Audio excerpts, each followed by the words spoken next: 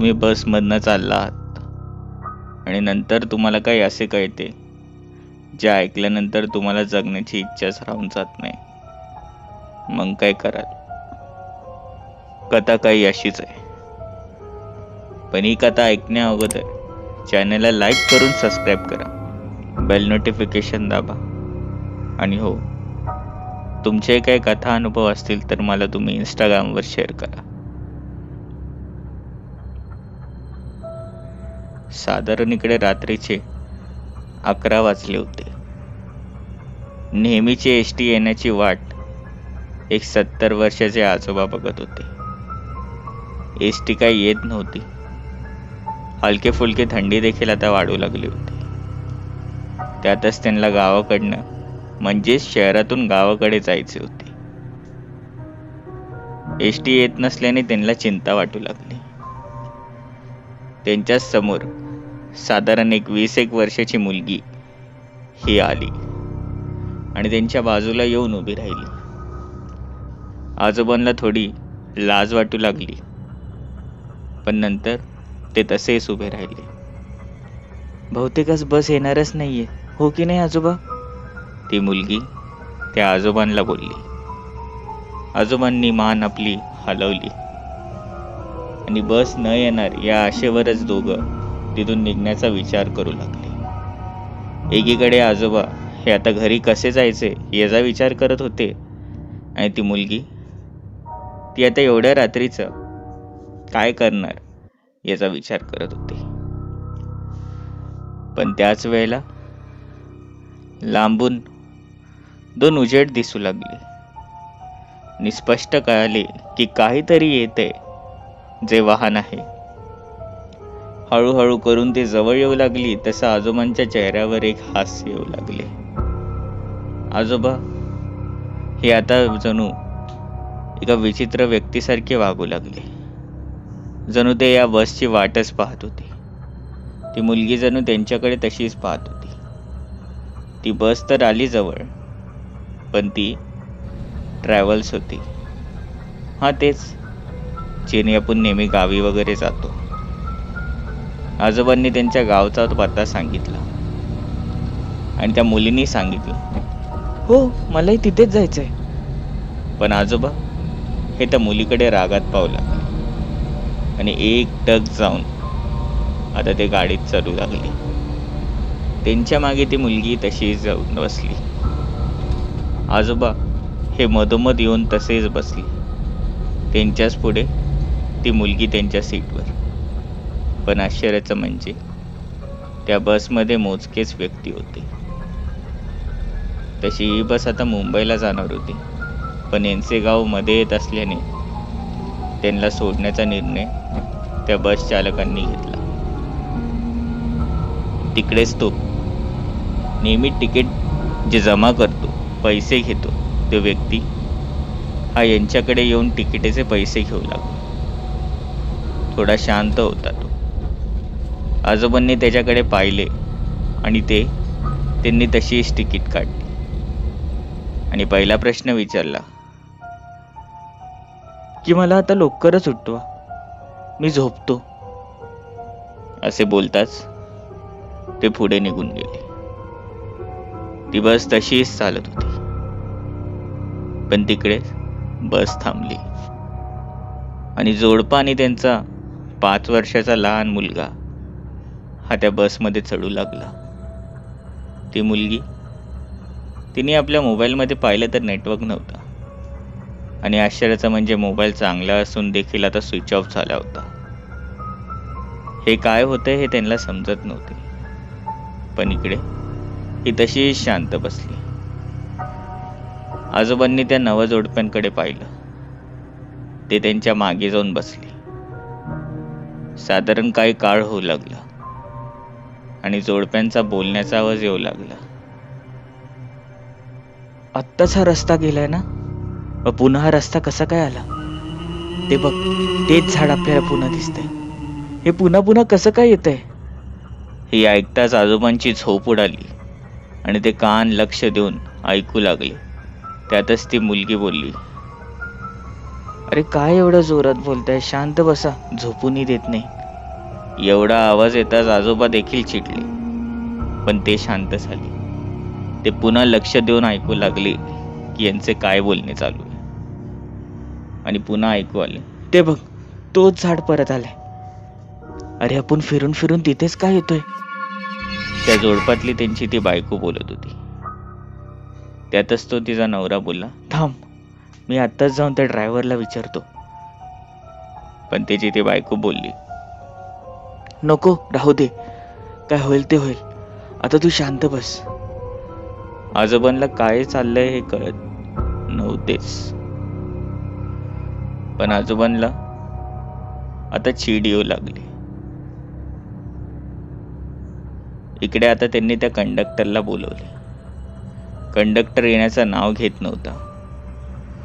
पण आश्चर्याचं म्हणजे दार उघडल्यानंतर, म्हणजेच ती खिडकी उघडल्यानंतर जेवढी थंड हवा येत होती तिच्या 2 पट जास्तही आतमध्ये थंड हवा होती. ती बस आता फार वेगाने चालू लागली होती, किमान 120-130 अशा गतीने. हे वेगळं सांगायला नको की थोडीशी धडक ही कुठेही लागली तर त्या गाडीचा अपघात होईल. इकडे सगळे लाईटी बंद झाल्या. पण आजोबा तिकडे तसेच बसून होते. ते विचार करत होते आणि त्यांच्या गालावर एक हास्य येत होतं. त्यांनी कळत नकळत जोरात ओरडायला चालू केले, अरे गाडी थांबवा रे, गाडी थांबवा. तेवढ्यातच सगळ्या लाईटी लागल्या. सगळे आजोबांकडे जणू धावू लागले. आजोबा हे जोरात ओरडू लागले, माझं पाकिट कुठे आहे? माझं पाकिट होतं माझ्याकडे. बहुतेक माझी झोप लागताना याच मुलीने ते घेऊन गेलेली आहे. हीच मुलगी माझं ते पाकिट घेऊन गेलेली आहे. तेवढ्यातच ती मुलगी ही उठून बोलू लागली, अहो आजोबा, हे काय बोलतात तुम्ही? मी तुमचं पॉकेट कशाला घेईल? आजोबा एक क्रूर हास्य करू लागले आणि बोलू लागले, माझं पाकिट हिनेच घेतलंय. बघा, ही जे चेक करा, हिला चेक करा, बघा, झडती घ्यायची. आजोबा जणू आता वेड्यासारखे वागू लागले होते. एक वेगळाच आवाज त्यांच्या मुखातून येत होता. आजोबा त्यांनी आपल्या डोक्यावर असलेली ती टोपी खाली फेकली आणि जणू रागाच्या भरात बोलू लागले, सोडणार नाही मी तुला, माझं पाकिट दे. हे असं काय चाललं होतं हे कोणालाच समजत नव्हते. तेवढ्यातच आजोबा बोलले, मी आत्ताच पोलिसांना बोलवणार आहे. जे काय व्हायचे ते होऊ दे. गाडी थांबवा गाडी. तो कंडक्टरनी ड्रायव्हरला एक इशारा केला आणि हळूहळू करून गाडी ही थांबवू लागली. गाडी थांबताच त्या आजोबांनी तिचा हात झटकत आणि पुन्हा तिला खेचून नेऊन बाहेर काढू लागली. ती मुलगी बोलू लागली, अहो कोणीतरी काहीतरी बोला, तुम्ही सगळे असे का करताय? पण ती फक्त खाली बघून डोळे बंद करून बोलत होती. की असे काय होतंय हे कोणालाच समजत नव्हते.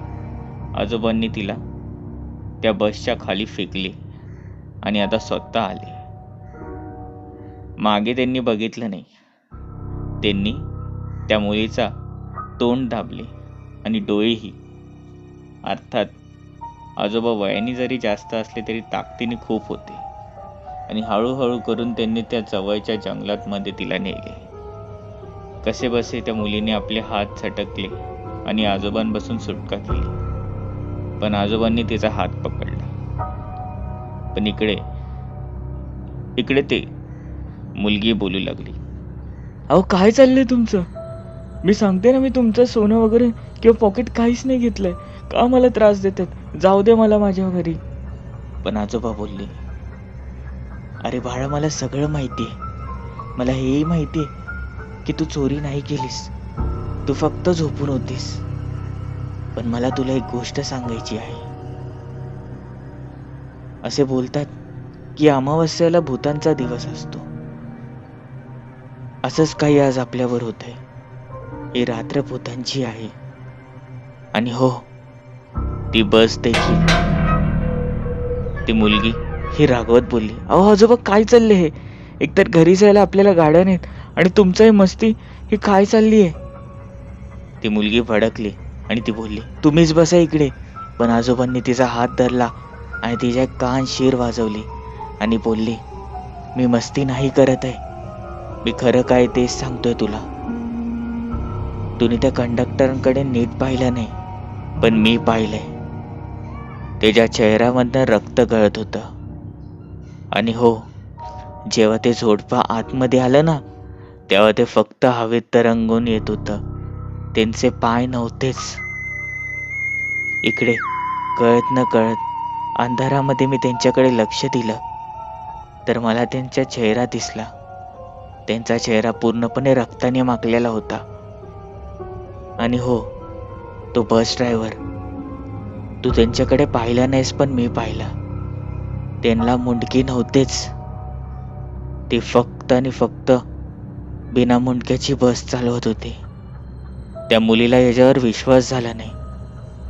ती रागात पाहू लागली आणि आजोबांनी तिला हळूच त्या जंगलाच्या रस्त्याच्या कडेला आणले आणि झाडाच्या मागे लपून ती एसटी म्हणजेच ती बस दाखवली. त्या मुलीने नीटपणे पाहिले तर तिला जे काही त्या आजोबांनी वर्णन केलेले सगळे तसेच दिसले. तिला दिसले की ते झोडपे यांच्या तोंडातून रक्त येत होते आणि सगळ्यात भयभीत दृश्य म्हणजे तो बस ड्रायव्हर जो बिना मुंडीचा ती बस चालवत होता. आजोबांनी त्याच क्षणी त्या मुलीला पुन्हा पकडले आणि जंगलाच्या आतमध्ये नेले. आपल्याजवळ असलेले एक देवाची ही राख काढली. तिकडचाच तो अंगारा घेऊन त्यांनी त्या मुलीला लावला आणि स्वतःला लावला आणि तिथेच बसून देवाचे नामस्मरण करू लागले. बघता बघता काही काळ हा जाऊ लागला. त्या रस्त्याच्या इथून विचित्र किंचाळण्याचा आणि रडण्याचा आवाज येत होता. कधीतरी कोण मदत मागतंय, तर कधी मला वाचवा, आमचा अपघात झालाय, इथे या, असले विचित्रपणे ओरडणे चालू होते. हळूहळू करून काळ हा सरकत होता, पण त्या मुलीला हा पूर्णपणे घाम सुटला होता. पण आता सकाळ झाली होती. तो आवाज यायचा आता कमी झाला होता. एकदाचा काही सूर्याचा प्रकाश दिसला आणि या दोघांनी सुटकेचा निश्वास घेतला. ते रस्त्याच्या बाजूला येऊ लागले, तर असेच काही वयोवृद्ध लोक हे तिथून जात होते. त्या मुलीला पाहून, तिला त्या घाबरलेल्या अवस्थेमध्ये या दोघांना पाहून सगळे तिकडे आजूबाजूला येऊ लागले आणि आजोबांनी आणि त्या मुलीने झालेला सगळा प्रकार सांगितला आणि सगळे आश्चर्याने त्या दोघांकडे पाहू लागले. त्याच वेळेला एकाने तिकडच्या एका पोलीस इन्स्पेक्टरला फोन केला. तो देखील तिकडे आला आणि त्याने सगळं काही ऐकून घेतले आणि तो शेवटी बोलला, एक मिनिट. त्यांनी त्या बसचा नंबर सांगितला आणि त्या मुलीने तो लक्षात ठेवला होता. तिने देखील सांगितलं, हो, हीच तर बस आहे बघा, लांबच्या लांब होती. पण तो पोलीस इन्स्पेक्टर बोलू लागला, अरे बापरे, म्हणजे हे खरं होतं तर? दोघांनी प्रश्न केला, काय? तर पोलीस इन्स्पेक्टर बोलू लागला, काही लोक असेही आहेत जे बसमधनं उतरलेले होते, पण त्यांच्या कधी हात तुटलेला होता, तर कधी त्यांना अपहिज बनून हे बाहेर यावे लागले होते. खूप लोक तर हॉस्पिटलच्या बेडवरच दम तोडत होते, पण मात्र ते मरताना बोलत होते की आम्हाला त्या बसमध्ये भूत दिसली. आणि नंतर आम्ही जेव्हा शोध घेतला तेव्हा आम्हाला कळले की ती बस तर 1.5 वर्षापूर्वीच एका अपघातामध्ये कोसळली होती, तीही दरीमध्ये. त्यामध्ये असलेले ते झोडपे आणि ड्रायव्हर आणि तो कंडक्टर हे जागीच ठार झाले होते. आणि तेव्हापासूनच ती अशी लोकांना त्रास देत असते. खूप लोकांचा ती जीव घेते. पण तुम्ही कसे वाचलात? आणि त्या बाबांनी सांगितले की माझ्याजवळ देवाचा अंगारा होता, म्हणूनच तो आमच्या जवळ येऊन देखील लांब जात होता. आणि हो, या मुलीच्या कळत न कळत देखील मी तो अंगारा हिच्या डोक्यावर टाकला होता, म्हणून देखील हिच्याकडे देखील येत नसतील ते भूत. हे सगळं ऐकताच त्या मुलीने त्या आजोबांची माफी मागितली. जे काही त्यांनी केले होते ते तिच्याच चांगल्यासाठी आणि त्या दोघांचे प्राण वाचवण्यासाठी केले होते. तर काय वाटतंय, हे ट्रॅव्हल्स ही कधी सापडेल की तुम्हीही कधी असल्या ट्रॅव्हल्समध्ये बसाल? आणि बसलंच तर मग पुढे काय कराल? कथा कशी होती मला तुम्ही इंस्टाग्रामवर सांगायला विसरू नका. चॅनेलला लाईक करून सबस्क्राईब करा, बेल नोटिफिकेशन दाबा. भेटूया पुढील भागांमध्ये.